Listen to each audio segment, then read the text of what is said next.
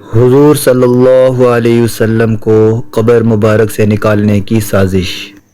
یہ واقعہ 557 ہجری کا ہے۔ سلطان نور الدین عادل بادشاہ تھے، متقی بھی تھے اور صاحب اوراد و وظائف تھے۔ رات کا بہت سا حصہ تہجد اور وظائف میں خرچ ہوتا تھا۔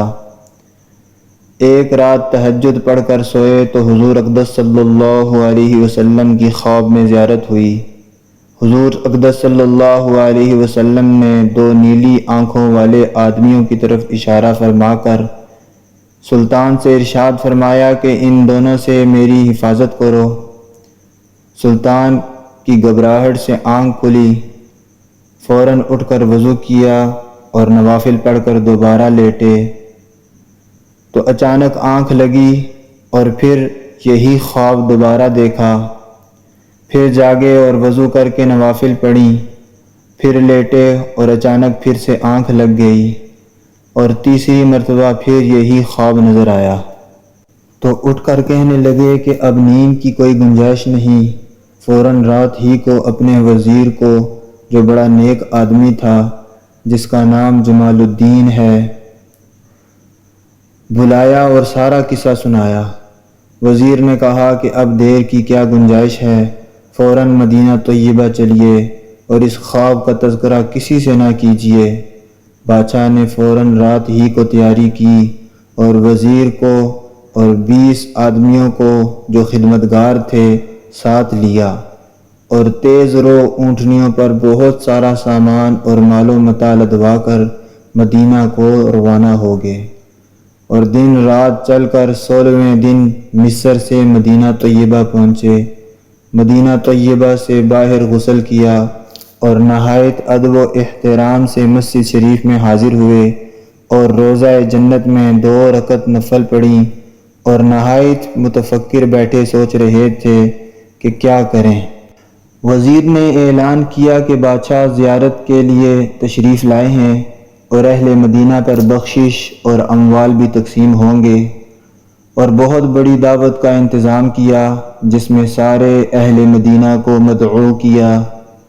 بادشاہ عطا کے وقت بہت گہری نگاہ سے لوگوں کو دیکھتے، سب اہل مدینہ یکے بعد دیگرے آ کر عطائیں لے کر چلے گئے، مگر وہ 2 شخص جو خواب میں دیکھے تھے نظر نہ آئے۔ بادشاہ نے پوچھا کہ کوئی اور باقی رہا ہو تو اس کو بھی بلا لیا جائے۔ معلوم ہوا کہ کوئی باقی نہیں رہا۔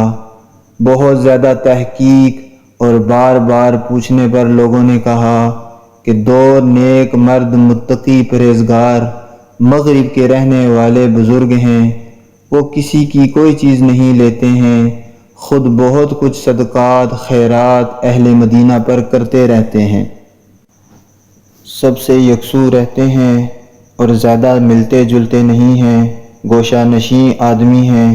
بادشاہ نے ان کو بلوایا اور دیکھتے ہی پہچان لیا کہ یہ دونوں وہی ہیں جو خواب میں دکھائے گئے تھے۔ بادشاہ نے ان سے پوچھا تم کون ہو؟ کہنے لگے مغرب کے رہنے والے ہیں، حج کے لیے حاضر ہوئے تھے۔ حج سے فراغت پر نبی صلی اللہ علیہ وسلم کی زیارت کے لیے حاضر ہوئے اور حضور اقدس صلی اللہ علیہ وسلم کے پڑوس میں رہنے کی تمنا ہوئی تو یہاں قیام کر لیا۔ بادشاہ نے کہا کہ صحیح صحیح بتا دو۔ انہوں نے جو پہلے کہا تھا دوبارہ وہی بات کہی۔ بادشاہ نے ان کی قیامگاہ کا پوچھا تو معلوم ہوا کہ روضہ اقدس کے قریب ہی ایک گھر میں ان کا قیام ہے۔ بادشاہ نے ان کو تو وہیں روکے رکھنے کا حکم دیا اور خود قیامگاہ پر گیا۔ وہاں جا کر بہت تجسس کیا، بہت تلاشی کی۔ وہاں مال و متاع تو بہت سا ملا اور کتابیں بھی بہت سی رکھی ہوئی ملی، لیکن کوئی ایسی چیز نہ ملی جس سے خواب کے مضمون کی تائید ہوتی۔ بادشاہ بہت پریشان اور متفکر تھا۔ اہل مدینہ بہت کثرت سے سفارش کے لیے حاضر ہو رہے تھے کہ یہ نیک بزرگ دن بھر روزہ رکھتے ہیں، ہر نماز روضہ شریف میں پڑھتے ہیں، روزانہ بقیع کی زیارت کرتے ہیں، ہر ہفتے کو قباء جاتے ہیں اور یہ کسی سائل کو اور کسی بھی مانگنے والے کو رد نہیں کرتے۔ اس قحط کے سال میں اہل مدینہ کے ساتھ انتہائی ہمدردی اور غمگساری انہوں نے کی ہے۔ بادشاہ حالات سن کر تعجب کرتا رہا اور ادھر ادھر فکر مند پھرتا رہا۔ اچانک خیال آیا کہ ان کے مسلح کو جو ایک بوریے پر بچھا ہوا تھا اٹھایا۔